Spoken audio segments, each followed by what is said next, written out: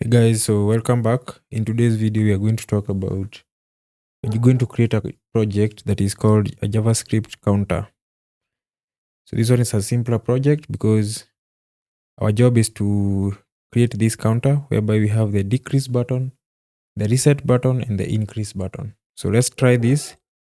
So if I decrease, you can see we are subtracting 1 from the counter value.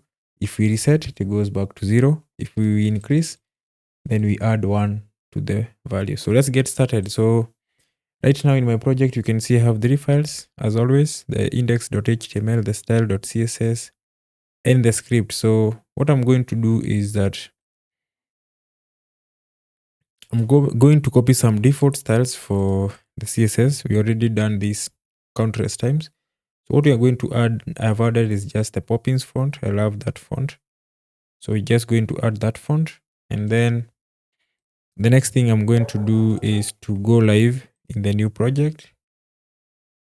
And then if I go live, you can see now the new project is empty. So let's get started.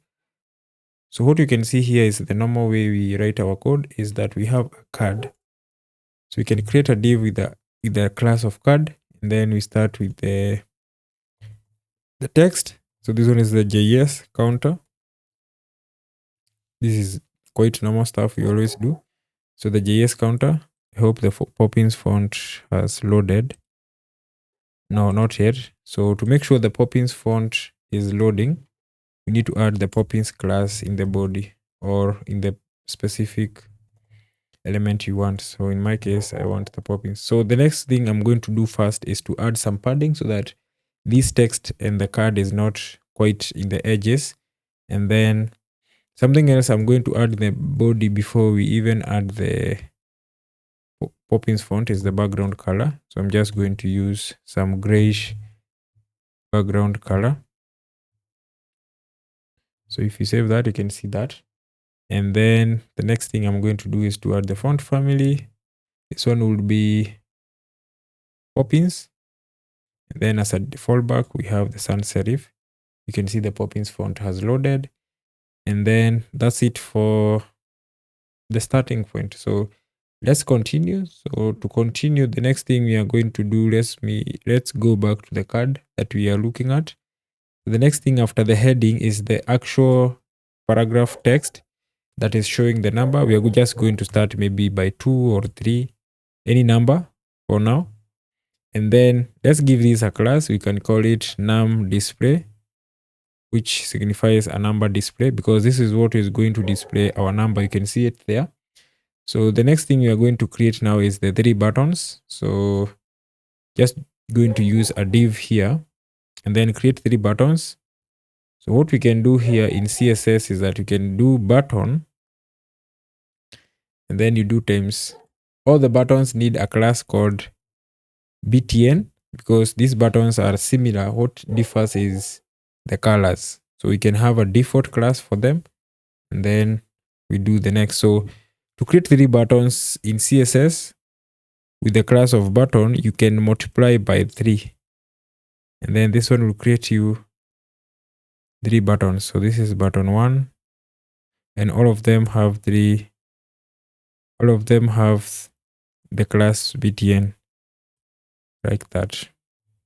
So if you save that, and then the next thing I'm going to do here is that for the specific class, I'm going to call this a decrease btn. The next one, I'm going to call it a reset btn. And then this one, I'm going to call it an increase btn. So the main reason I'm having specific classes is because you can see these buttons have different colors. So you need to style them individually, but they still have the basic colors, which will be styled using the btn class. So this one is the increase or decrease. Okay, that one is the decrease. The next one is the reset button. And then finally we have the increase button. All right, so you have those 3 buttons. If you go back, you can see them.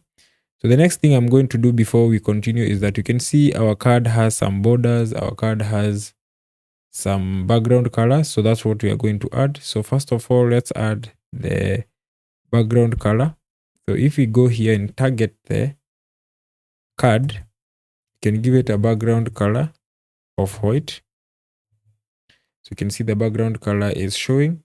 The next thing you might realize is that this card has varying width. So we are going to limit the width to, let's say, with 300 pixels. 300 pixels is okay. The next thing you can realize is that this text is so close to the edges. So we are going to say padding. You can give it a padding of something like 2 rem. Okay, that looks nice. The next thing you can realize is these edges are so sharp. So we can make the edges less sharper by adding a border radius. And then we can do a border radius of something like,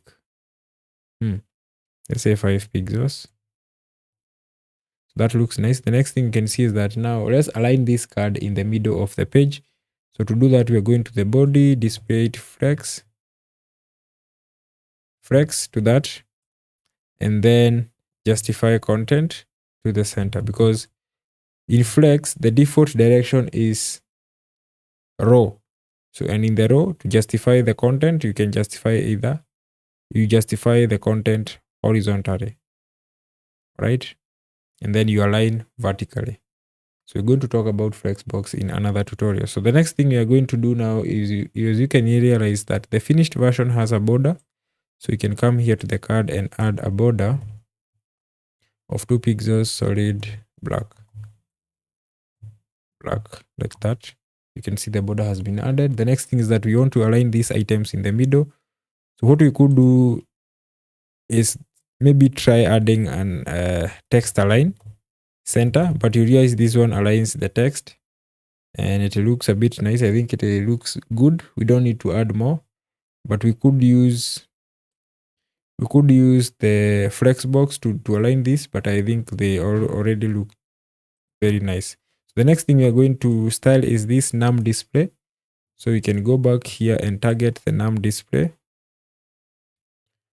.num display, and then let's increase the font size to something like 3 rem. You can see now it is quite big, and then we can make the font weight 600. And the reason I'm using 600 instead of bold is because in my Poppins font, I have only loaded 3 font weights, 400, 500, and 600. So if and bold, it's weight 700. So that would not work as expected. So that's why I used 600. So, okay, the next thing we need to do is to style the buttons. You can see how the buttons look. So we first target the normal class, the shared class. So we can add a padding to the button. Padding vertical 4 pixels, horizontal 6 pixels. That looks a bit nice. Let's remove the borders to the button. So border none. The next thing we can do now here in the button is to make sure all the buttons have a color of white. I'll show you why in a moment. And then a cursor of pointer so that whenever you hover over the button, the cursor is pointing. All right. And then let's add some border radius of something, let's say 5 pixels. And then let's target the individual buttons. So to target the individual button, you're going to start with the decrease button. So dot decrease dash btn. And this one has a background color of red. You can see now everything start popping. Then we do the same for the increase button. Reset dash btn. And then you can see a background color of blue for the reset. All right. And then finally for the increase, we have a background color of, let's say, green. And then that looks okay. The next thing you might realize is that the finished version, the text here is uppercased. So let's do the same here. So we come here to the button and then say text transform. Then you say uppercase. All right, that looks a bit nice, but let's stick to that so that we can continue with other stuff.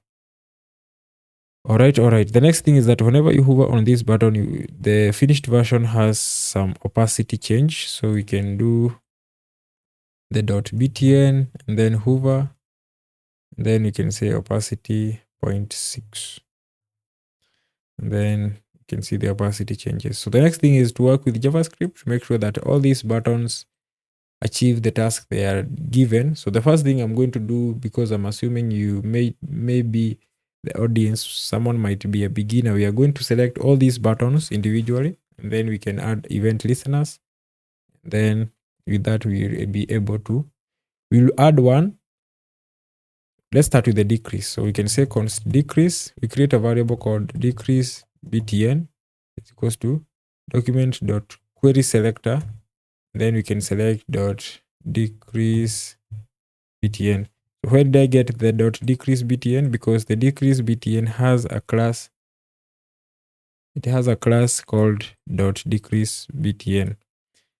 So whenever we get that button, we can start with the decrease btn and add an event listener, and the event we want to capture is the click event. And then here in the bottom, we can create a function called handle click.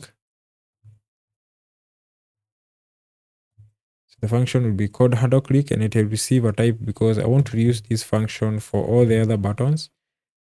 And then we can pass this function here.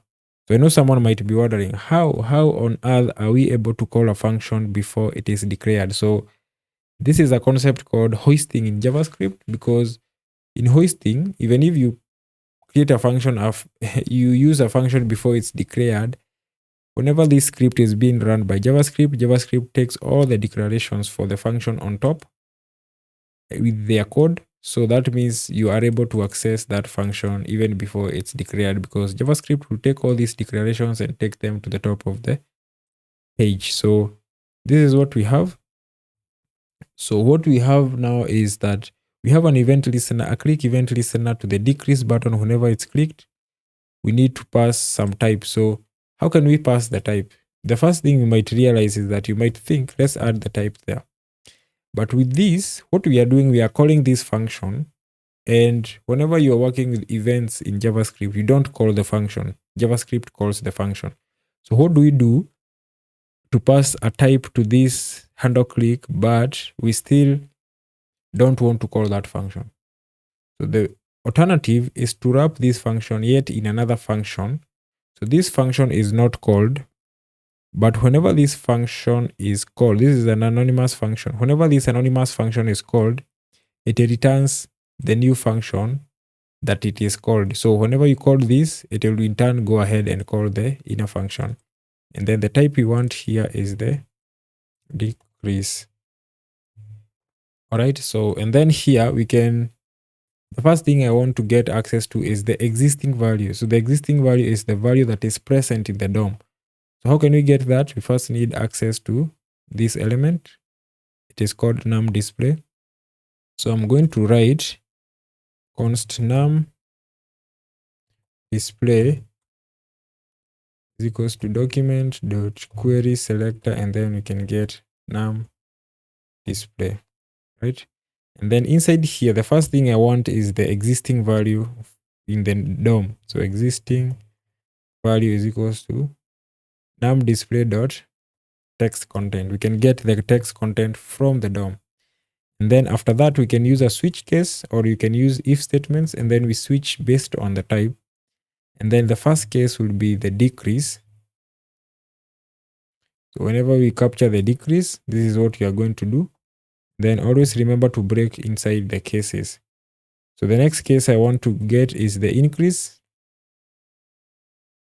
And then when I grab the increase, the first thing I want to do is to break. And then finally, the default case.